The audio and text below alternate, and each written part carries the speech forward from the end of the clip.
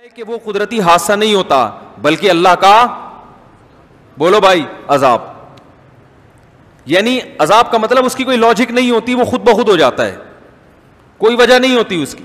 جیسے قرآن میں آتا ہے ہم نے پچھلی امتوں پر فرشتوں کو حکم دیا چیخ مارے، اتنی زور سے چیخ ماری کہ لوگوں کے کلیجے پھٹ گئے.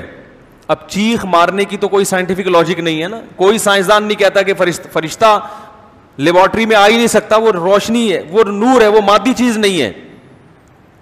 ایسا بھی ہوتا ہے، بعض دفعہ ایسا بھی ہوتا ہے کہ ہوتا قدرتی حادثہ ہے، مگر وہ قدرتی حادثہ اللہ لوگوں کے لیے عذاب بنا کے لاتے ہیں.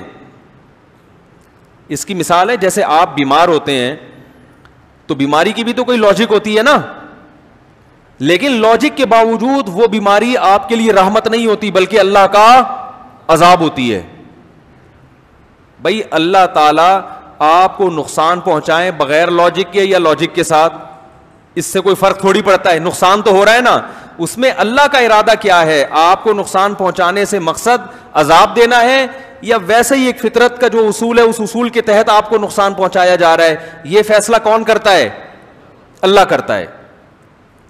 اس کی ایک علامت ہے، حدیث میں آتا ہے کہ جب کوئی مصیبت انسان پر آئے، اگر وہ ایک ویسے ہی اللہ کا ایک قانون اور ضابطے کے تحت مصیبت آ رہی ہے تو اس مصیبت میں انسان کو اگر صبر کی توفیق مل رہی ہے تو وہ مصیبت اللہ کی رحمت بن جاتی ہے، اور اگر صبر کی توفیق نہیں مل رہی تو یہ سمجھ لینا چاہیے کہ وہ مصیبت اللہ نے آپ کے گناہوں کے سزا کے طور پر آپ کو دی ہے. وہ مصیبت سمجھ میں آ رہی ہے بات؟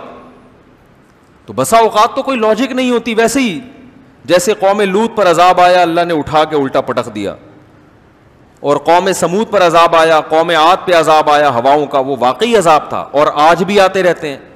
یہ جو عذاب آیا تھا ابھی چند سال پہلے، کون سا طوفان تھا؟ سونامی کا طوفان.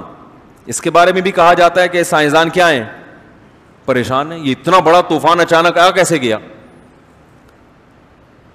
کیسے آ گیا؟ سمندر میں اتنا بڑا زلزلہ آیا. یقیناً جب کوئی چیز ہوتی ہے تو اس کی کوئی وجہ تو ہوتی ہے، لیکن عین ممکن ہے یہ کس کا عذاب ہو؟ اللہ کا عذاب ہو.